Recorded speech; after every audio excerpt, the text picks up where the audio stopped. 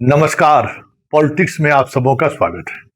और आज हम पॉलिटिक्स में बात कौन होगा बिहार का अगला मुख्यमंत्री। जी हाँ, आज जिस तरीके से सहरसा में नीतीश कुमार एक अलग अंदाज में दिखे सम्राट चौधरी को लेकर, और ऐसा कुछ उन्होंने संकेत भी दिया जैसे लग रहा हो कि अगला सीएम सम्राट चौधरी हो। मीडिया ने इस खबर को हाथों हाथ लिया है। कई चैनल ने उस संकेत को डिकोड करने की भी कोशिश की है। हालांकि वो संकेत है, डिकोड करना है, हर कोई अपने अपने तरीके से डिकोड कर रहा है। कोई इस तरीके से डिकोड कर रहा है कि हरनौत के चुनाव में जीतने के बावजूद भी विधानसभा का वो शपथ नहीं लिए थे, और नीतीश कुमार कह सकते हैं कि इस तरीके के फैसले के लिए जाने जाते हैं। और उसमें अभी सम्राट चौधरी को लेकर ये अटकलें नेशनल मीडिया से लेकर रीजनल मीडिया से लेकर सोशल मीडिया पर जबरदस्त तरीके से पिछले 1 घंटे के अंदर ट्रेंड करना शुरू कर दिया। तो क्या ये मान लिया जाए कि सम्राट चौधरी नीतीश की जगह पर अगले मुख्यमंत्री होंगे? क्योंकि जो वर्तमान सेटअप है जदयू का, वो भी कहीं न कहीं सम्राट चौधरी को लेकर थोड़ा कंफर्ट है। साथ काम किए हैं और साथ काम के दौरान बहुत सारी ऐसी बातें हुई हैं जहां संवाद के सहारे समस्या का समाधान निकाला गया। तो जो दिल्ली की टीम है, जिसको आप लोग भूजो पार्टी कर सकते हैं, अब तो सब भूजा आइडेंटिफिकेशन अब हो गया है भूजा पार्टी। भूजा पार्टी भी चाहते हैं कि सम्राट चौधरी मुख्यमंत्री बने। स्वाभाविक है, सबों का रिश्ता पिछले कई महीनों से है, कई तरह की चीजें इस बीच में हुई जिसका समाधान इन सब लोगों ने मिलकर निकाला है। लेकिन क्या यही इमेज सम्राट को कहीं नुकसान तो नहीं पहुंचा देगा?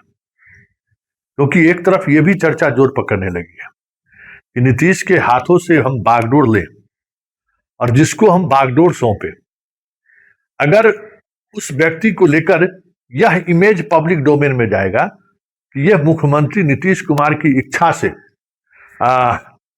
सीएम बने हैं, तब तो फिर तो इस इमेज को बीजेपी को लगातार कैरी करना होगा। और एक समय आ सकता है जब यह इच्छा जदयू की तरफ से व्यक्त की जाने लगे कि निशांत को मुख्यमंत्री बना दीजिए। कई सवाल, मतलब राजनीति है ना, पॉलिटिक्स में संभावनाओं का संकेत का जो एक खेल है ना, वो समझने की जरूरत है कि ये तब तो ये भी बातें सामने आने लगी कि एक कैंप ये भी कह रहा है, दूसरा कह रहा है कि संघ इसको लेकर तैयार नहीं है। बीजेपी के विधायक भी कहीं न कहीं एक पक्ष ये मानता है कि इनका बीजेपी से सीधे तौर पर कोई वास्ता नहीं रहा है, चंद वर्ष पहले वो बीजेपी में आए हैं और हम उनको मुख्यमंत्री मान ले, ये बहुत ही मुश्किल है ये इस निर्णय पर हामी भरना। लेकिन वर्तमान समय में हर फैसला ऐसा दिखता है जैसे सम्राट चौधरी ले रहे हैं।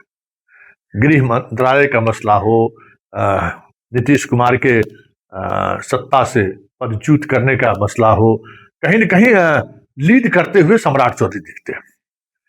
सम्राट चौधरी का पूर्णिया में 2 दिनों तक गृह मंत्री के साथ रहना और उस साथ रहने के बाद का एक अचानक पॉलिटिकल सिनेरियो पूरे तौर पर बदल जाना, मुख्यमंत्री के बाद किसी एक मंत्री को केंद्र की सरकार भी तवज्जो दे रही है, चाहे पीएमओ हो चाहे गृह मंत्रालय हो, तो वो भी सम्राट चौधरी है। मतलब फेस तो सम्राट चौधरी है, ये साफ है और वो दिख भी रहा है। और आज नीतीश ने जिस तरीके से सहरसा में संकेत दिए हैं, जिसको डिकोड किया जा सकता है कि भाई संकेत उन्होंने दिया है कि भाई हो सकता है। ऐसे में चर्चा जो होनी शुरू हुई है, वो चर्चा फिर से हम कह रहे हैं सम्राट को कहीं नुकसान तो नहीं पहुंचा देगा। क्योंकि देखिए, बीजेपी कभी भी ये नहीं चाहेगी कि ये इमेज पब्लिक डोमेन में जाए। जदयू और भूजा पार्टी ये चाह रही है कि जो भी बीजेपी का उम्मीदवार मुख्यमंत्री के लिए बने, उस उम्मीदवार पर ये दिखे कि नीतीश कुमार की सहमति की वजह से ही यही मुख्यमंत्री बने, क्योंकि उनकी पॉलिटिक्स की दुकानदारी उसी में चल सकती है। लेकिन हर कोई अपना पॉलिटिक्स साधता है ना, उनकी पॉलिटिक्स इसी में है कि जो व्यक्ति मुख्यमंत्री बने उसके बारे में ये पब्लिक इमेज हो, परसेप्शन हो कि भाई नीतीश का आशीर्वाद इनको मिला इसलिए ये मुख्यमंत्री बने। इसमें भूजा पार्टी का अपना इंटरेस्ट, तो कई तरह के इंटरेस्ट एक दूसरे को कहीं न कहीं काट भी रहा है और कहीं न कहीं एक दूसरे को साथ भी ला रहा है। ये सारी चीजें देखनी होगी। लेकिन इतना तो तय है कि सम्राट चौधरी रेस में सबसे आगे हैं और बिहार की मीडिया और बिहार के लोग भी मानते हैं कि सम्राट चौधरी अगले सीएम होंगे। लेकिन राजनीति है, राजनीति में कोई जरूरी नहीं है कि जो दिख रहा है वही होगा, जो आप समझ रहे हैं वही होगा। अगर ऐसा होता तो फिर राजनीति नहीं होती। और बीजेपी जिस तरीके से चौंकाने वाले फैसला लेते रहे, अब नितिन नवीन को राष्ट्रीय अध्यक्ष उन्होंने बना दिया, तो फिर अब क्या बचा है? कुछ भी हो सकता है। पहले बार के विधायक को मुख्यमंत्री बना दिया राजस्थान में, जिनके नाम की चर्चा दूर दूर तक नहीं था उनको मध्य प्रदेश में मुख्यमंत्री बना दिया। लेकिन बिहार में परिस्थिति थोड़ी दूसरी है। यहाँ गठबंधन की सरकार है, जहां बड़े भाई और छोटे भाई की भूमिका में कोई नहीं है, दोनों अपने अपने जगह पर मजबूती के साथ खड़ा है। लेकिन बीजेपी के साथ एक और संकट है, मतलब बहुत आसान नहीं है कि नीतीश कुमार को रिप्लेस करने के बाद नीतीश कुमार का जो वोटर है वो एनडीए के साथ इंटैक्ट रहे। ये भी एक चुनौती है, क्योंकि ये इमेज तो गया है कि नीतीश कुमार को जबरन बीजेपी हटा रही है और भूजा पार्टी इस खेल में शामिल है। ये परसेप्शन बना है। हालांकि इस परसेप्शन के पीछे बहुत कुछ ऐसा है जो सिर्फ परसेप्शन ही है, क्योंकि पर्दे के पीछे बहुत ऐसी खेल इन दिनों हुई है जो कहीं न कहीं परिस्थिति भी ऐसी जगह लाकर खड़ी कर दी थी कि नीतीश को जाना चाहिए। ये सर्वसम्मति हो गया था। लेकिन परसेप्शन का सवाल है, परसेप्शन से ही बहुत सारी चीजें चलती हैं। इसलिए सम्राट का मुख्यमंत्री बनने का जो एक संकेत है, वो संकेत तो बहुत कुछ कह भी रहा है। पदाधिकारियों का बॉडी लैंग्वेज भी कह रहा है कि अगले सीएम सम्राट चौधरी ही होंगे।